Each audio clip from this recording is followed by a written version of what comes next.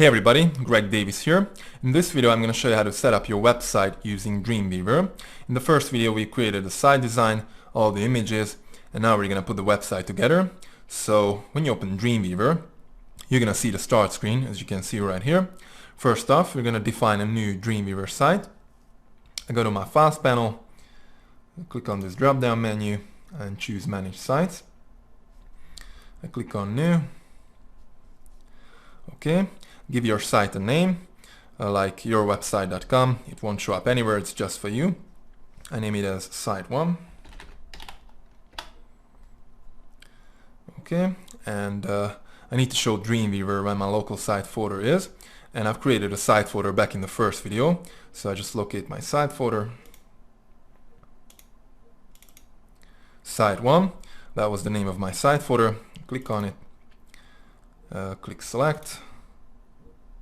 Click Save and done. Okay, now you can see my site folder opened up right here. And the reason why we do this is because the next time you open Dreamweaver, you don't have to browse your site folder again.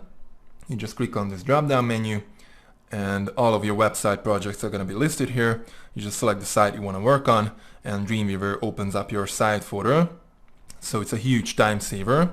And if you want to edit your Dreamweaver site, just click on Manage Sites, select your site, click on Edit, and you can edit it. You can also create a new site or remove a site. Okay, I close it. And again, you can see my site folder opened up right here. There is my fireworks and my images folder that I created back in the first video. And I'm going to store my web pages right here. So let's create a new HTML page. I can click right here, or I can go under File, New. I get this screen up. I need a blank page, HTML and no layout. Click Create. And now I have a brand new HTML page. I save it. I save it inside of my local site folder and I'm going to call it index.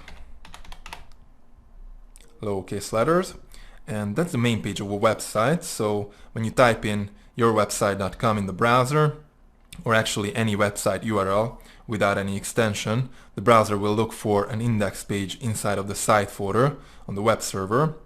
So the index page is the home page, but other pages, like if you have a products.html page in your site folder and you've uploaded that to your web server, it's going to be available at yourwebsite.com/products.html.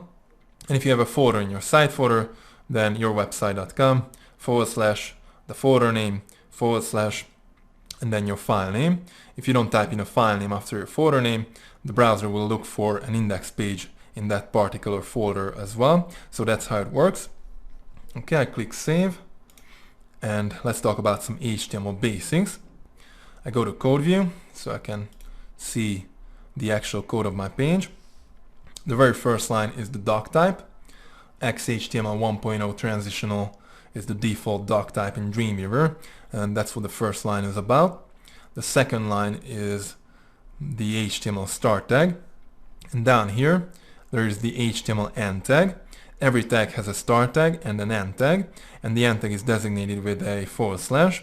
So this is my HTML end tag, and you have to keep everything inside of your HTML tags. Okay, the third line is my head start tag. The head tags are not visible when you take a look at a web page, but important. Inside of my head tags, I have a meta tag for character coding. UTF-8 is the default. That's what most web servers use. And I have my meta end tag right here because it's a self-closing tag. Okay, then I have my title start tag, my title, and my title end tag. And then there is my head end tag. Again, every tag has a start tag and an end tag, and the end tag is designated with a /. Okay, under my head end tag, you can see a gap. You know, the browsers render the code sequentially, and they don't care about the space between your elements, so you can add even more space if you want. Okay, in the next line, I have my body start tag, and everything that is actually visible inside of your browser for your page will be inside of your body tags. I go to design view real quick, and type in 2 paragraphs. Okay, back to the code. And now inside of my body tags, I have a paragraph start tag, my text, then a paragraph end tag.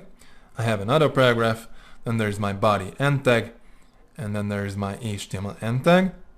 So everything that is visible inside of your browser for your page will be inside of your body tags. And you can put as many tags as you want inside of a tag. But if you start a body tag, for example, and then you start a paragraph tag, you have to close your paragraph tag first, and then you can close your body tag. So your tags cannot overlap each other. Okay, let's talk about how to position your content inside of a page. Basically, we use div tags to lay out a web page. We can also use tables, but tables create too much code, and we don't like that. Tables are great for data, but we use divs for layout. So I go to design view, and I'm going to insert a div tag. I fold out my insert panel. If you can't find your insert panel, just go to your window menu and look for insert. I choose common and insert div tag. I insert it after start of tag body. That's all I have so far, my body tags. And I can apply a class style or an ID style to my div tag. The only difference between class styles and ID styles is that ID is a unique identifier to an element. Therefore, I can only apply an ID style to one element per page. So basically, I only apply class styles to my elements. I name it as first div tag. This is just a quick exercise. I click on new CSS rule. It's going to be a class style. Here's the name of the class style. It's designated with the period in front of it because it's a class style. An ID style is designated with a hash mark in front of it. Okay, I define my rule inside of this document only. Later on we're going to use an external style sheet file, but this is just a quick exercise. I click OK, go to box, and I want my div tag to be 400 pixels wide and 400 pixels tall. And I change the padding to 20 pixels all the way around, so same for all. And I also change the margin, not same for all. Top 0, right auto, bottom 0, and left auto. I've given it a margin left auto and a margin right auto just so that I can center it. That's how you can actually center a div tag. Okay, I go to background and I change the background color to gray. I go to border and I want a solid 10 pixel black border all the way around. Okay, that's it. I click OK. OK again. And here's my div tag. I select it so I can see my 10 pixel border and 20 pixel padding. And I've given it a margin left auto and a margin right auto to center it. Okay, my div tag is 400 pixels wide from this point to this point.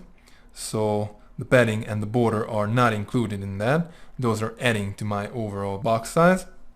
And since I had no content inside of my div tag, Dreamweaver put this line in, but I can type in anything I want. I just type in 2 paragraphs. Okay, I turn live view on, and now I can see how my page will look like in a browser. You can also preview your page in a browser, and you should check out your pages in different browsers to make sure that they look exactly the way you want them to look. So go ahead and install all the popular browsers on your computer, like Chrome, Firefox, IE, Opera, and Safari, and then click Edit Browser List and add those browsers to your list. Okay, I click cancel, and I have an inspect button up here. I turn it on, and now I can see the padding and the margin on my different elements. I just hover over an element, like for example my div tag, and the blue view that you're seeing is the actual width and height of the element itself. The purple is the padding, the kind of different blue is the border, and the yellow is the margin. Also, my tag selector down here tells me which element I'm mousing over. Okay, I turn live view off, And let's take a look at the code. Here's my body start tag. And as I mentioned earlier, everything that is visible inside of your browser for your page will be inside of your body tags. After my body start tag, there is my div start tag. That's how I inserted it. After my body start tag, it has a class style applied to it called first div tag. Then I have my text inside of my div tag designated with a p paragraph tag, a start tag, and an end tag. There's another paragraph, and then there is my div end tag and my other two paragraphs that I typed in earlier, but these are outside of my div tag. Then there is my body end tag and my HTML end tag. And inside of my head tags, I have my CSS style sheet embedded. This is my style start tag, and this is my style end tag. CSS is a language that works alongside HTML, and the CSS style sheet is basically a collection of rules. I only have one rule inside of my style sheet, the class style that I just created. It's called first div tag, designated with a period in front of it because it's a class style. And inside of my curly braces, I have all the properties and values for this particular class style, just like I wanted. The background, the margin, it's all in there. And it's pretty simple too. There's a property like the height, for example, and then there's the actual value for it. But of course I can change it anytime. Now there are three different ways of inserting CSS style sheets. One way is embedded style sheet, just like this one. It's embedded in the page itself and it's added to my head tags. The second way is an external style sheet file attached to the page. The benefit of using an external style sheet is that I can style a 1000-page website in just one place. All I need is an external CSS file, and I can define all of my rules in that file for my entire website. And in my head tags, I only need a link to that CSS file so that the browser knows where to find it. That's what we're going to use the most often. And the third way is inline styles. So around the particular tag, like a paragraph tag, I can put style, and I can just type in any properties just like in CSS. Let's see, I want to change the color, and I pick red. I close it off, and now my text is red. So these are the three ways of inserting CSS style sheets. Again, embedded style sheet added to your head tags, external style sheet file attached to your pages, and inline styles. You can use all three of those to style your elements, but if you style an element in all the three different style sheets, the values will be inherited from the more specific style sheet. The inline style is the most specific style sheet, so it takes precedence over the embedded and the external style sheet. The embedded style sheet is second, and then the external style sheet is last. Okay, and this was just a quick exercise. I go back and delete my style sheet and my content as well.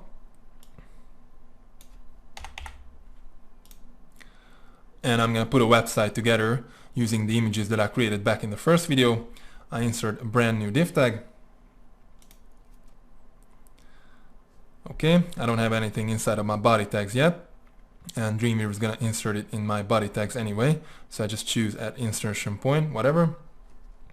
I apply a new class style to my div tag. I name it as container.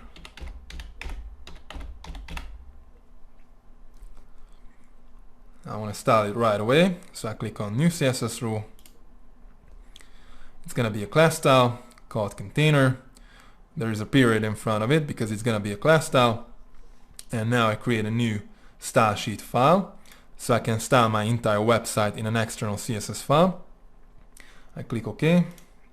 And Dreamweaver is asking me where to save my CSS file. I create a new folder.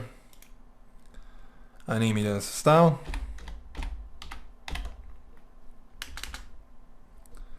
And I also name my main CSS file as style. Okay, it's a CSS file. I click save. And Dreamweaver is going to create the CSS file for me. I can start styling my container class, and it's going to be defined in my CSS file. I go to box, and I want my div tag to be 950 pixels wide because that's how I size my images.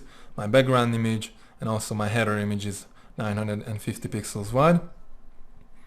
Okay, I need the margin right auto and the margin left auto so I can center my div tag inside of my body. I go to background and I browse my background image. It's called bg_container, just like the class style of my div tag. Click OK. And my background image is a 1 pixel tall image, which I want to repeat vertically. By default, the background image repeats horizontally and vertically across the whole element, but my background image is 950 pixels wide, just like my div tag, so it can only repeat vertically. Therefore, I don't need to tell the browsers to only repeat it vertically, which would be repeat wide. So I just click away, click OK, OK again, and here's my container div tag. You can see my background image right here. It's a 1 pixel tall image that repeats vertically, and Dreamweaver put some text into my div tag because if there was nothing inside of my div tag, then it would collapse. And here's my style folder and my style CSS file that Dreamweaver created for me. If you can't see it yet, just put your cursor in here and press F5 to refresh. My style CSS file also appears up here because it's attached to the page. Let's check it out. Click on it. The first line is the character set. I don't really need this line, I could delete it, but whatever. And here are all the properties and values for my container class. I can change anything here if I want to. Okay, I go to the source code of my index page. I switch to code view. And here is the link inside of my head tags, linking to my CSS file. That's how the browser is going to find it, because there's the actual path to my CSS file, which is relative to my document. Okay, I go back to design view, delete my text, and I'm going to paste my header image inside of my container div tag. I go to my images folder, get my header image, and just drag it over here. Okay, your image must have an alternate text, because if your image doesn't load for some reason, the browser will show the alternate text. And it's also important for search engines, so basically use a relevant keyword loaded alternate text for your images. If I sell a Dreamweaver course, I'll type in my main keyword like Dreamweaver and maybe tutorial and header. Click OK. And now my header image is right there inside of my container div tag. Let's take a look at the code. There's my div start tag, my image start tag, the source of the image, the size, the alternate text that I just typed in, and there is my image close tag because it's a self-closing tag, and then there is my div close tag. Make sure you don't have a p paragraph tag wrapping around your image, because if you do and you style your paragraph tag later, it's going to apply to your image as well, and you don't want to apply the, let's say, the paragraph margin to your image. Okay, I go back to design view,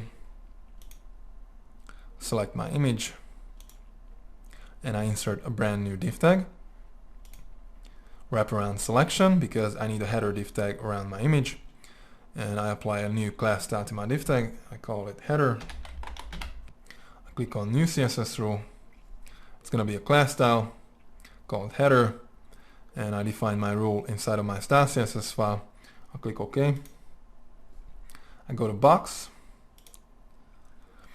and I made a background image for my header div tag, which is 950 pixels wide and 165 pixels tall. So I make it 950 pixels wide and 165 pixels tall as well.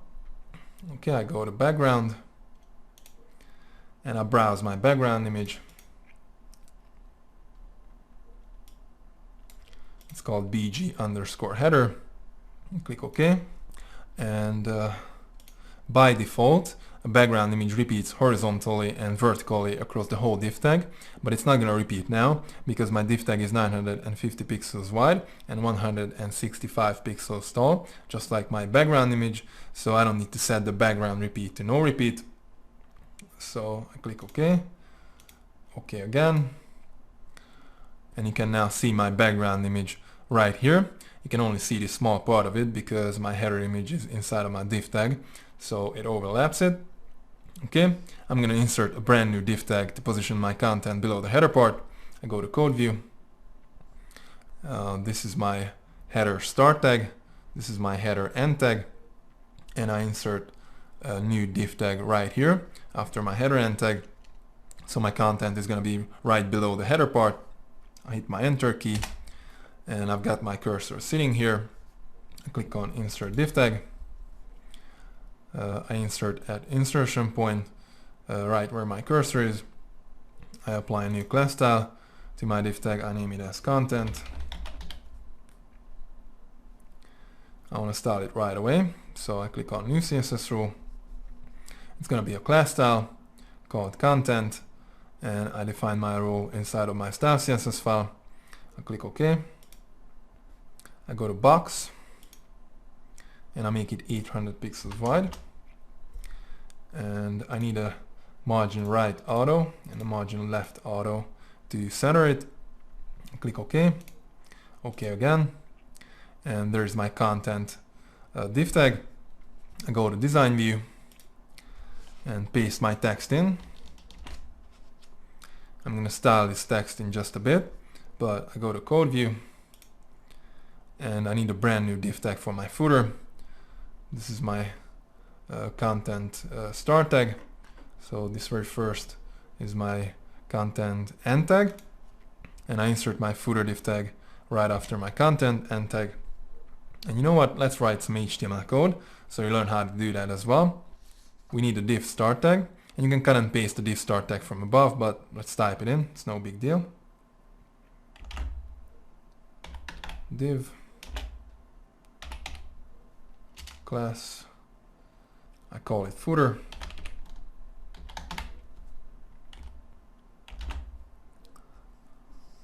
Okay, I type in some text because my div tag would collapse without content, and all I have to do is close it off. This is my div end tag. I go to design view and I can see my footer div tag right here. I go to my style CSS file and I'm gonna style my footer class style. I want to define my rule right here. Actually, the order of your rules doesn't make any difference in CSS, so you can define it anywhere in the file, it doesn't matter. Okay, I start out with a period because it's going to be a class style and it's called footer. I hit my space bar and I need an open brace. If you can't find it on your keyboard, just copy from above. Okay, I hit my enter key and I'm going to style my footer class style. First of all, I made a background image for my footer and it's 950 pixels wide, 120 pixels tall. So I want my footer div tag to be exactly 950 pixels wide and 120 pixels tall. I just press my W key and I can already see my width. My code hinting is helping me out. Sometimes you have to trigger your code hinting. All you have to do is press Ctrl spacebar. Okay, I select width and I just type in 950 pixels, close it off, hit my enter key. I type in height 120 pixels, close it off, hit my enter key, and I need my background image. I just browse it. It's called bg_footer. Click OK, and I switch to code view so you can see it better. I close it off, hit my enter key, and I type in margin top 70 pixels. Close it off, hit my enter key, and I also type in text align center, so my text is gonna be centered inside of my footer div tag. Okay, that's it. I hit my enter key and all I need is a close brace. I go back to design view, scroll down, and here's my footer div tag. I just paste my text in, there you go.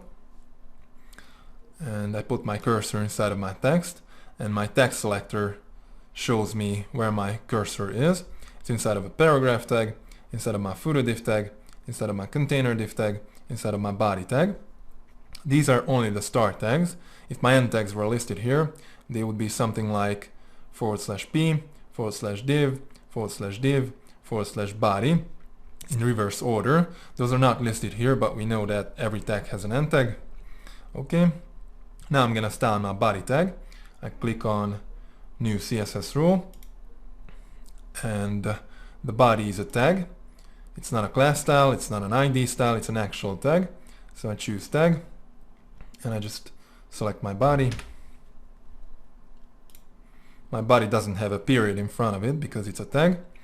Okay, I define my rule inside of my style CSS file. I click OK. And now I can style my body. I go to background, and I made a nice fading background image for my body. I just browse it. It's called bg_body.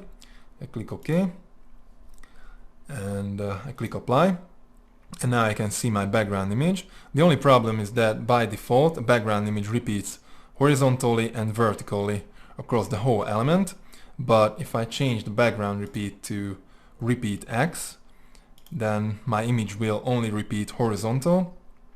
Okay, I go to box, and I have a 15 pixel margin on my body tag. It's basically there by default. In CSS everything has a default value, but I can change it. I just change my top margin to 0, so I'm not gonna have that 15 pixel margin above my header image. I go to type, and I'm gonna define my font in my body tag, and it's gonna apply to all the text in my entire document because everything is inside of my body tag, and styles can be inherited from parent elements. I set the font family to Arial. I would prefer that they have Arial, but if they don't have Arial, I'll take Helvetica. If they don't have Helvetica, I'll take any sans serif. So that's what it means. You can edit your font list right here if you want a different font family for the second or for the third option, but I don't think it matters that much because most browsers definitely have Arial. On the web, most people use sans serif fonts like Arial, Verdana or Helvetica. Okay, I set the font size to 16 pixels. I could also set the font color to black, but it's black by default, so I don't need to change that. In CSS, everything has a default value, and I don't need to change that unless I need something else. I click OK, and my text is now Arial, but I want to style my text the right way, so I put my cursor inside of my very first paragraph, which is my headline, and in my property inspector, I'm on the HTML tab, and I choose heading 1.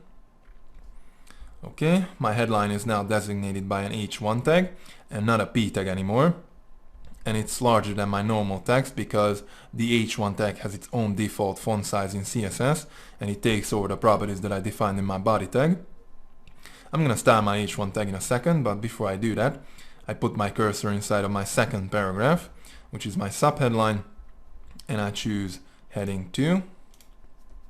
Okay, and the heading 1 text is larger than the heading 2 text, and it's simply because it's more important. Heading 1 is the main headline, heading 2 is the subheadline, and about every 5 paragraphs you can have cross headlines. So this paragraph can be heading 3, and maybe this one as well. Now your heading 1 and heading 2 text shouldn't be used more than once per page, but you can use heading 3, heading 4 as many times as you want. And you can go all the way down to heading 6. Actually, I never use heading 6. I use heading 3, maybe heading 4, and that's it. But if you need more different types of cross headlines, you can use those as well. Okay, let's style our headings. I start out with my headline. I put my cursor inside of it, and I click on New CSS Rule. H1 is a tag, so I choose tag, and I don't have to look for it here because I've got my cursor sitting inside of my H1 tag, and I define my role inside of my style CSS file. I click OK. I change the font family to Impact. Actually, I have to type it in because it's not listed here, but it's a great font family for headlines. Okay, I also change the font size to 46 pixels. I go to block, and I need the text align center. I click apply. Let's see how it looks. Cool. I click OK. And now I'm going to style my h2 tag, but let's write some CSS code so you learn how to do that as well. I go to my style CSS file, switch to code view, and here's my h1 rule. So let's put the h2 rule right after that. I type in h2, hit my spacebar, and I need an open brace, hit my enter key, and I only change the font size to 25 pixels. If you're not seeing any code hinting, just press Ctrl spacebar. Okay, I close it off, hit my enter key, and I need a close brace. Okay, I go to design view, and I'm going to show you all the ways to style your text. I select some text, go to my property inspector, I'm on the HTML tab, and I bold my selected text. There you go. Let's take a look at the code of the index page, and my bold text is now designated by a strong tag, a start tag, and an end tag. That's pretty much it. If I want to get rid of it, I can just delete my strong tags here in the code, or I can go to design view, put my cursor inside of my bold text, and on my text selector I can select my strong tag, right click on it, or control click on the Mac, and if I choose remove tag, Dreamweaver will remove it for me. I'm not gonna remove it. Let's see what else we got. I select some other text, go to my property inspector, HTML tab, and my next button is italic. Click on it, and it works pretty much the same way as the strong tag. My selected text is now designated by an EM tag, that's the italic, and there's an underline tag as well, but it's not listed here simply because it's not recommended. Users can confuse it with hyperlinks, but if you need it, put a U tag around the text you want to underline, and you can do that in the code. Okay, my next two buttons are unordered list and ordered list. I select some paragraphs, like these three, and I choose unordered list first. Okay, my text is now designated by a UL tag. It's unordered list, and it also has li tags for list items, and you can see these bullet points in front of the list items. I put my cursor in it, click on list item, and here I can change my list properties. I can switch to numbered list, which is basically ordered list, and I can style it. So instead of bullet points, let's say I want alphabet large. I click OK, and now I have large alphabet in front of my list items, and my list is now ordered list. Okay, I change my ordered list back to unordered list. I select it, turn off ordered list, and turn on unordered list. Okay, I put my cursor right here, hit my enter key, and I can type in my next list item. And if I want to switch back to paragraph, I'll hit my enter key twice, and I can type in a paragraph. And if I hit my enter key, Dreamweaver will start a new paragraph for me. Now if I don't want to start a new paragraph, I'll hold down my shift key, press my enter key, and I'll get a line break. I go to code view, and this is a line break tag. Okay, back to design view, and my last two buttons are block quote and remove block quote. Actually I never use it, but I'll show you. I put my cursor inside of a paragraph, I click on it, and now I have a black quote tag wrapping around my paragraph tag, and my paragraph starts right here. I can click on it again to add more, or I can just remove it.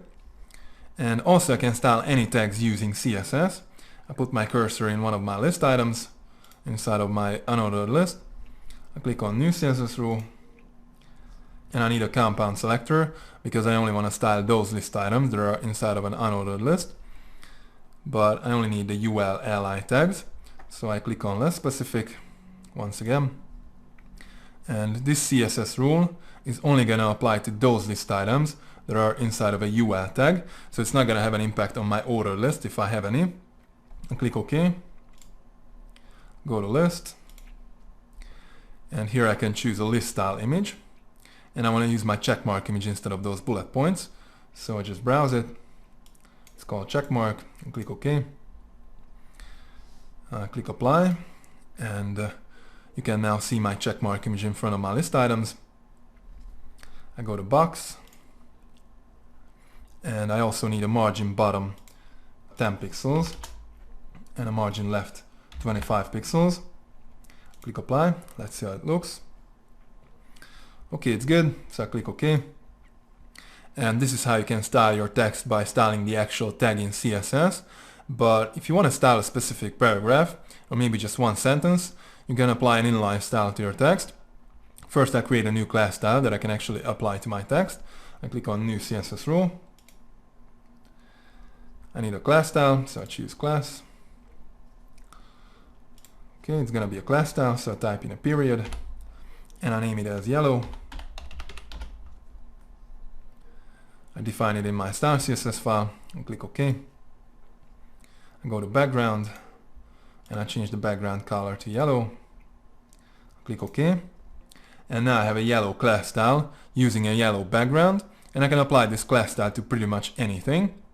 First, I'm going to show you how to apply it inline. I select some text, go to my property inspector, HTML tab, and I have some text selected. So I apply my yellow class style to my selected text. Okay, my text is now designated by a span inline tag, which has my class style applied to it. I go to the code, and here's my span start tag. There's my class style applied to it, and there's a span end tag as well. I go back to design view, put my cursor inside of my text, select my inline tag, and if I choose none for the class style, Dreamweaver is going to remove it for me. Okay, so this is basically a span inline tag with a class style applied to it, but I can apply a class style to any kind of tag. I put my cursor inside of a paragraph, select my paragraph tag, and I apply my yellow class style to my selected paragraph tag. Okay, I go to the code, and you can see that my yellow class style is applied to my paragraph tag. To get rid of it, I can delete the class style here in the code, or I can go to design view, select my paragraph tag, and choose none for the class style. So this is how you apply a class style to pretty much anything. But if you don't want to create a new class style, you can also style a tag inline. I go to code view, and let's say I want to style this paragraph. I type in style instead of class, and now I can type in my properties and values just like in CSS. I type in text align center, close it off, hit my space bar, and I type in text transform uppercase, close it off, go back to design view, and my text is now centered and it's transformed to uppercase. The only problem with this method of styling is that if you want to apply those specific properties to multiple elements, it will generate a lot of code. So only do this if you want to style just one particular element and you're not going to apply those properties to anything else. Okay, I go to the code, and let's talk about the head section because there are a couple of things we need there. The first thing we need is a page title. I'll preview my page in a browser. I have to save it. And you can see my page title right here. And it also appears in the search engines. So I Google, let's say, Dreamweaver. Okay, you can see my organic listings. And the very first line here is the page title for each of these individual web pages. And basically you need a relevant keyword loaded page title for your web pages, and it has to convey some benefit to get people click on your site. I go back to Dreamweaver, and all you have to do is type in your actual page title right here. Make it less than 70 characters. I paste one of my titles in just to give you an example. And I sell a Dreamweaver course, so this title is relevant and keyword loaded as well. Okay, I also need a description meta tag, which can also show up in the search engines right below your page title, so it also has to be relevant to your page. I want to insert it after my title tag. I go to my insert panel, and down here I have my head. I need a meta tag. Okay, in the value field, type in description. Don't misspell it. And in the content field, type in your own description, make it relevant to your page, and put your most important keywords in it. It could be like a sentence or maybe 2 short sentences. Again, I paste one of my descriptions in just to give you an example.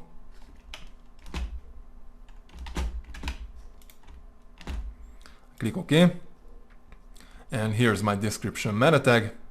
I also need a keywords meta tag. The keywords won't show up anywhere, but I need them because search engines will look at it.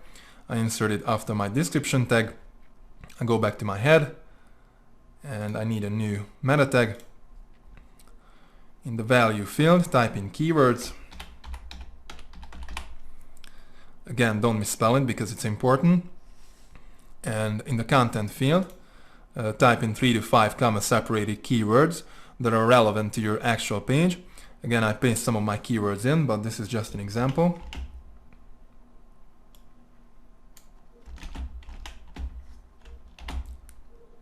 Click OK.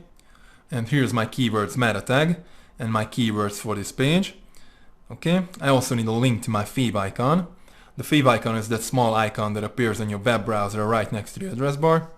And I've created a fav icon back in the first video, so all I need is a link inside of my head section so that the browser knows where to find it. I want to insert it after my keywords meta tag. I go to head, and I need a link. I browse my image. It's called fav icon. I click OK. And in the rel field, type in shortcut icon.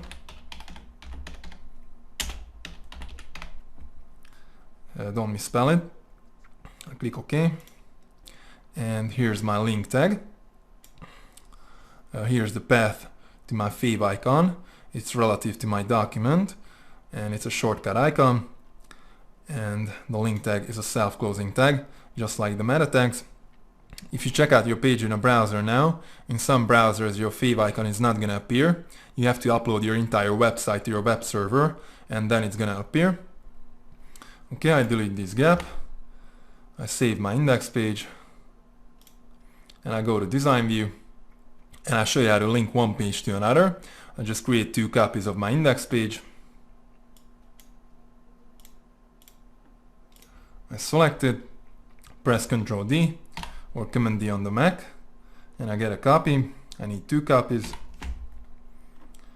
And I'm gonna name this one as order.html. I just select it, press my F2 key, and I rename it. Okay, and the other one as contact us.html.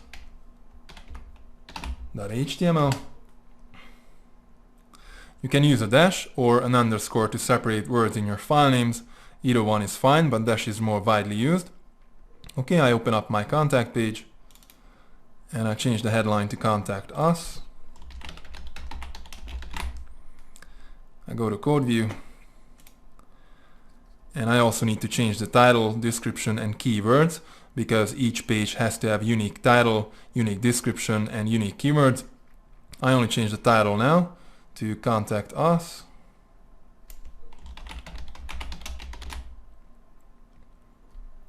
You can change the description and keywords here in the code. I'm not gonna do that now. I go back to design view, and you can put your content here for this page. I open up my order page, and I change the headline to order, whatever. I go to code view, and I change the title to order as well. Don't forget to change the description and keywords here in the code. I switch back to design view, and I go back to my index page, and now I'm gonna link my pages. Down here in my footer, I select my order text, and in my property inspector, I grab my target and point to my order page. Okay, this is now a link, and my text is now designated by a tag because it's a link. I select my contact as text and point to my contact page. Also, if I choose target blank, it allows me to open my link in a brand new browser window. I'm not gonna do that now. I save my index page. And basically these links are relative links because they are relative to my document. If you want to link a different website, you can put the absolute URL here. But inside of your document, use relative links because those are actually shorter. And also if you change a file name later, for example, if I change my order page to order now,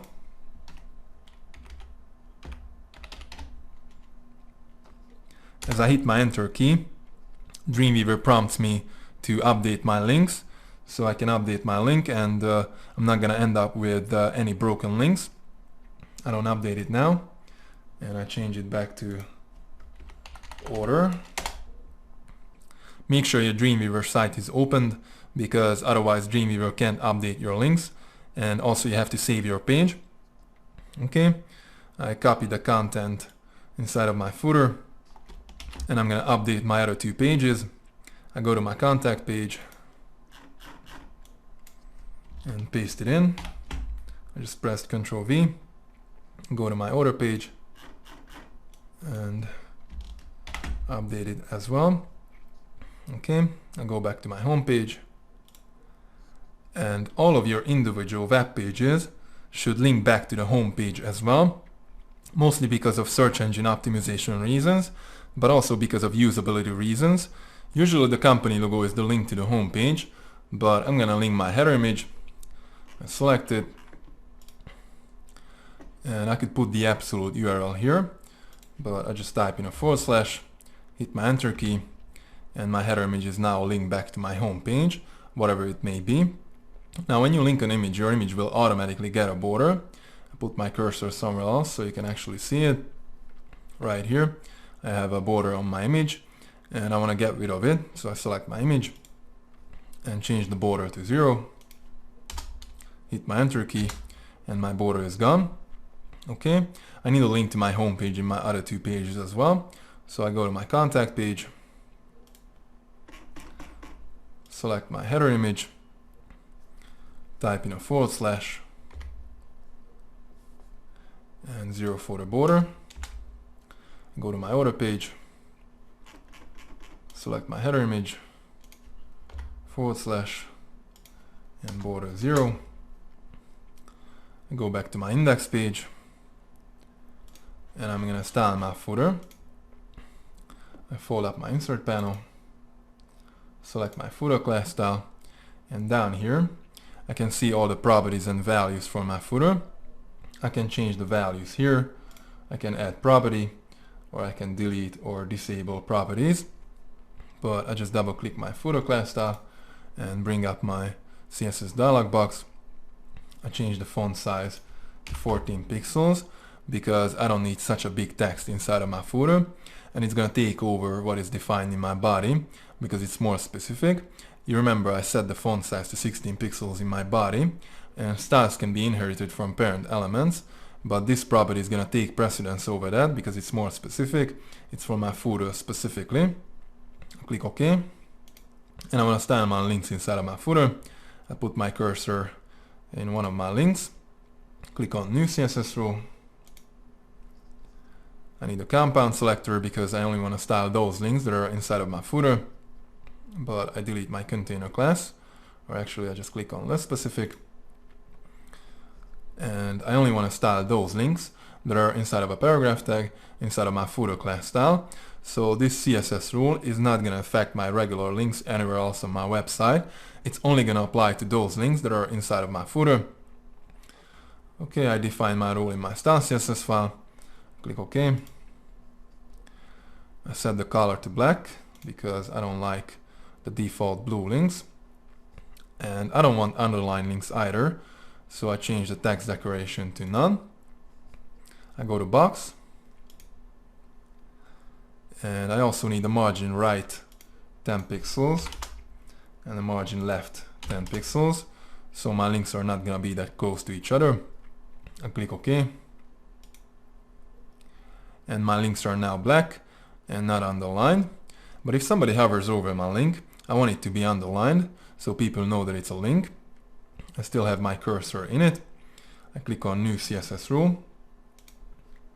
And I need a compound selector because again I only want to style those links that are inside of my footer. I just delete my container class because it doesn't make any difference. Everything is inside of my container div tag. And I want to style my hover links. So I need a colon. And I type in hover. Now if you click on this drop down menu, you will see that you have link, visited, hover and active. Link is the link, visited is the link the user already clicked on, hover is when somebody hovers over the link, and the active is basically the hover link for your visited link. You can style all 4 of those if you want, and if you do, make sure you put those rows into your style sheet in the same exact order as they are here. So in your CSS file, the link rule comes first, then visited, then hover, and then the active. Usually the order of your rules doesn't matter in CSS, but in this case it does, so keep them in the right order compared to each other. Okay, I only style my hover links, so I click away, click OK, and all I need is a text decoration underline, click OK. I turn live view on, and now I can see how my page is gonna look like in a browser, and my links are working perfectly. I hover over them and they turn underline. Okay, I end this video now because it's getting too long. I hope you enjoyed it. See you in the next video, and we keep working on this site. Goodbye.